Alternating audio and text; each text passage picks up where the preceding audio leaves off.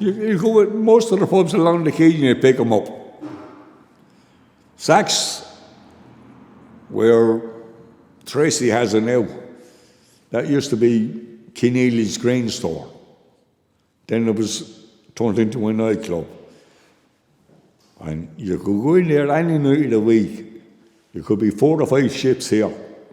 And you'll meet the best pleasant people in there.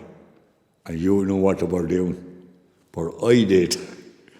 Because I used to book the docks. So I knew what was coming and going. You get the odd bit of smuggling. It depends. You get the odd elite fella, hey, look, I have 4 bottles of scotch. Here, give me 20 quid. Now you're going to grab 4 bottles a litre, 2 litre bottles for 20 quid. You're going to take his hand off. I mean, you know, Johnny Walker at the time, as I said, Johnny Walker Red was €5 for 2 litres, £5 for 2 litres. And Johnny Walker Black, 2 litre, was $6. So if someone's handing you 4 of them for 20 quid, you're going to take knuckles and all. Well, now we had, at that time, you could believe or believe it not, I had a lot of innocence that time. We had a pub up there beside the Savoy, what was called, who was there was a telecom air and were in it eventually.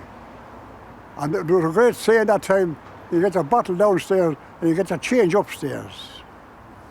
That's the first I ever knew or heard tell that there was such a thing as a red light or whatever in existence. Never knew of it at all.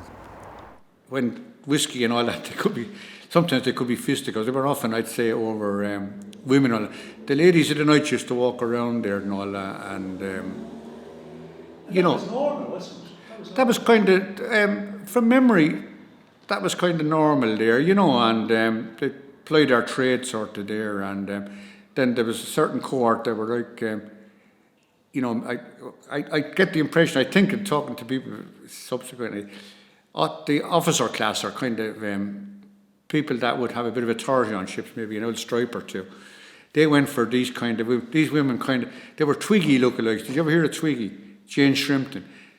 Young people won't remember these, but these were the first kind of supermodels. And there were actually women in town that looked like, I won't name any names now for obvious reasons, litigation might follow. But, you know, so the officers, and they might move off out of those pubs and they began to frequent places like the Stronghold and the early Maryland. You know, they were more kind of a little bit upmarket, if you know what I mean. But the other people then, you know, sometimes the women would go back onto the ships and that. In those days, compared with now, I mean, seafaring was completely different. For one thing, if you went, you know that saying, "I join the merchant navy and see the world." You could see the world because a ship would take, you know, maybe 3,000 ton of coal, take 4 or 5 days sometimes, you know, because cargo handling methods were different. They weren't as mechanised, and dockers would have to shovel stuff. So you can imagine, and so a ship, so you could walk around town and kind of, you know, you could meet people in the local pubs, and stroll around in the day and have a bit of bonhomie during the night, and all that sort of stuff. That's all gone, of course, now. It's just in and out. So there was no question of passports or anything? No, there was no gate. You can't walk into docks anywhere now, really. There's gates, and you have to have passports, and there's immigration and security, and seafarers, compared with in those days, as I said, well, and some of them, of course, might miss their ships. One of the things living in that area is where you'd hear these sardines going, ships moving on the river because it was busy. They always have to signal anyway, you know that ship, you had the kind of ship's route. But they'd be calling out for fellas that'd be late and all that sort of stuff.